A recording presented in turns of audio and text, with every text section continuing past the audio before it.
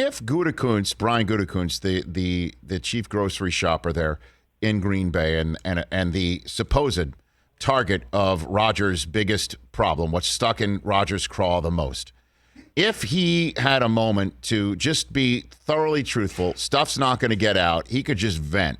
What do you think he'd want everyone to know, Albert? What do you think? I think he would say, look at our roster, right? I think that's what he would say. I think he would say, look at what we've done. Like, you were upset earlier in your career that the team wasn't more aggressive in free agency. We brought in Zadarius Smith from Baltimore, Preston Smith from Washington, and Adrian Amos from Chicago. We also put an offer sheet in front of Kyle Fuller. That didn't work out, but we've been aggressive since I've been the general manager. That's number one. We are drafting really well right now. And you look at the younger players in the roster, guys like Kenny Clark, Rashawn Gary, Jair Alexander. You've got infrastructure here. We've held on to our own. We've drafted Devontae Adams, and we've drafted David Bakhtiari, and, like you said, Rich, Aaron Jones, and we've paid those guys. So, I think what Brian Gutekunst would say is look around and realize what you've got here, because the grass isn't always greener on the other side. And, let me ask you this, Rich. If you were starting an NFL team, how many rosters would you take over the Packers? Take the quarterbacks out of it. Oh, okay. I was about to say. Okay, take the quarterbacks out of it. Right. No, Or if you were a quarterback, and say you're a quarterback, say you're a 38-year-old quarterback, you got 1 year to win, right? How many places would you go before you'd go to Green Bay? There's no question that if, let's say, Rodgers was having this problem in Indianapolis, let's just choose any team in the other conference. Yeah. Let's just say he was the GOAT in Indianapolis and the general manager there. Let's just say Chris Ballard was in the role of Gutekunst, even though they're totally different people. And he's looking around, where can I win right now? He'd look at Green Bay. You know what I'm saying? Like, so Green. I don't think there's any question. Certainly, since anybody who is late in their career doesn't want to have to change their routine.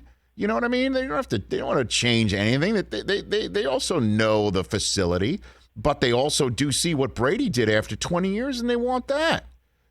So I guess again, like what's the answer?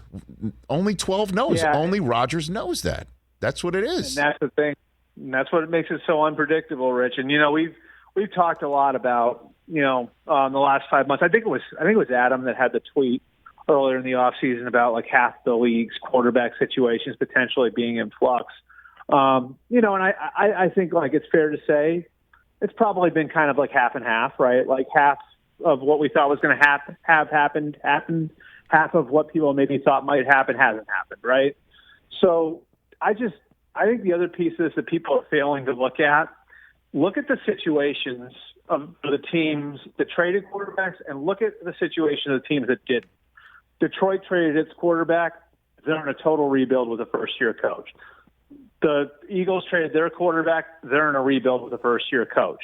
The teams that didn't, Seattle, older head coach and a team that's been competitive consistently and a lot of players like Bobby Wagner, Jamal Adams that are in their prime. Packers, one of the best rosters in the league, a lot of guys at 27, 28, 29 years old in a win-now window. And so I think sometimes when we've looked at kind of the way that the quarterback movements happen this offseason and all the, the cage rattling and all that different stuff that's happened, what we're not looking enough at is look at the teams willing to move their quarterbacks versus the teams that aren't willing to move their quarterbacks. The ones that are willing to move their quarterbacks are kind of in a, I guess, throw your hands up and we're starting over type of place, right?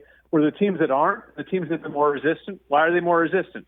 Well, because the rest of the roster, you look at the rest of the roster, what's fair to the rest of the roster?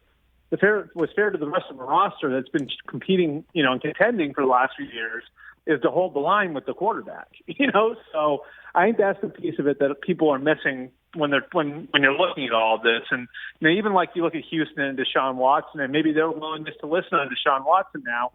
Why would they move on from a 25-year-old, quarterback other than the obvious stuff that's going on legally? And part of it is that Nick Caserio and David Culley are completely starting over there. So, I just think that that's one piece of it that people haven't paid enough attention to. It's not the spot the player's in. It's also the spot the team's in. Hey, you watched all the way to the end. Thanks for that. Watch more right here.